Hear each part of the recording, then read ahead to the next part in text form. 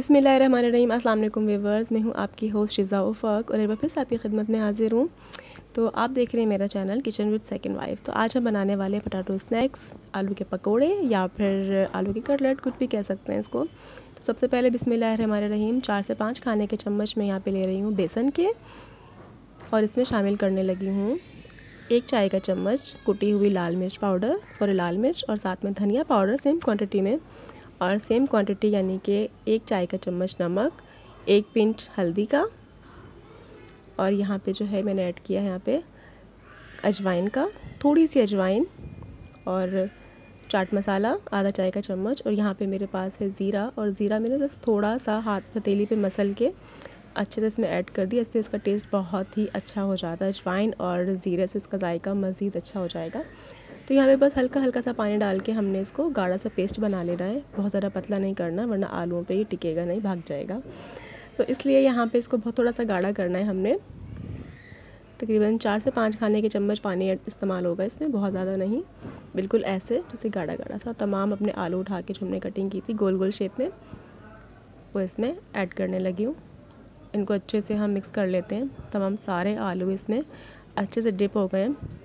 तो यहाँ पे मैं आपको एक और रेसिपी बताती हूँ, एक और तरीका बताती हूँ। अगर आप कोई ऑयल जो है बहुत ज़्यादा यूज़ कर चुके होते हैं, 2-3 बार यूज़ कर चुके होते हैं, बाद में थोड़ा सा मैला मैला गंदा हो जाता है, तो उसको साफ़ करने का तरीका ये है कि 2 चम्मच आपने कॉर्नफ्लोर लेना है और हल्का सा आपने पानी ऐड करना है, और गाढ़ा गाढ़ा सा पेस्ट बना के अपने पैन में उसको गर्म घी में आपने उसको डाल देना है, और 2 से 3 मिनट तक आप इसको जब पकाएंगे तो जितने भी ज़र्रात होते हैं, जितनी भी चीज़ें आपकी ऑयल में होती, चाहे पकोड़े हो, कुछ भी आपने फ्राई किया होता है, तो वो तमाम चीज़ें उस कॉर्नफ्लोर के ऊपर जो तय होती है उसके ऊपर आ जाते हैं।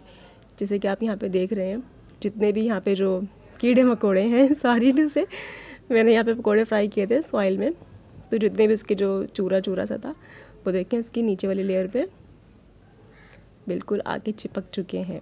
तो जो मेरा ऑयल है वो बिल्कुल अच्छे से साफ़ हो चुका है। मैं आपको दिखाती हूँ, हल्का फुल्का रह गया तो कोई मसला नहीं है इसका।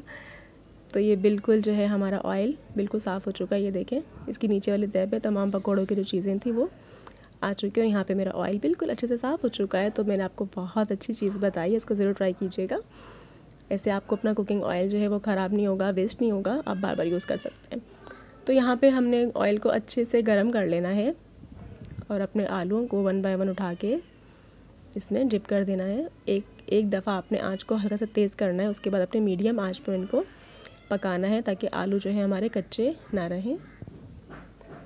जब आपको लग जाए कि आपके आलू अच्छे से पक चुके हैं अंदर से, तो फिर आपने आंच को तेज़ करके उनको क्रिस्पी कर लेना होता है। कोई भी चीज़ फ्राई करनी और वो क्रिस्पी करनी हो तो उनका तरीका यही होता है कि उनको पकाने के बाद आपने आंच को तेज़ करके उनको क्रिस्पी करना होता है। और जब ऑयल की कोई चीज़ निकालने लगते हैं ना, तो उसका भी यही तरीका होता है कि आपको एक बार आंच को तेज़ करने के बाद चीज़ को निकालना होता है। इससे ही कि हमारे तो जितनी चीज़ें होती हैं उनको ऑयल जो होता है वो निकल जाता है। तो यहाँ पे जो है बेसन मेरा कुछ बच गया था, तो मुझे उसको वेस्ट नहीं करना, तो मैंने यहाँ पे कुछ कटी हुई बंद गोभी रखी थी वो, और साथ में प्याज शामिल कर दिए, और 1 से 2 हरी मिर्चें, ये रोटी के साथ खाने में इस्तेमाल हो जाएगी। तो ये इस तरह मेरा वेस्ट नहीं होगा, और 3 से 4 पकोड़े मेरे इसके भी बन जाएंगे, और ये भी बहुत मज़े के बनते हैं। हाथ के साथ पकोड़े बनाने में ज़्यादा मज़ा आता है। तो अगर आपको रेसिपी अच्छी लग रही है तो मुझे सब्सक्राइब कर दें, साथ में बेल आइकन को प्रेस कर दें। ये घंटा बजाने से आपके पास सबसे पहले मेरी रेसिपी मिल जाएगी। तो यहाँ पे ये फ्राई हो रहे हैं, और यकीन करेंगे इनका टेस्ट बहुत अच्छा होता है।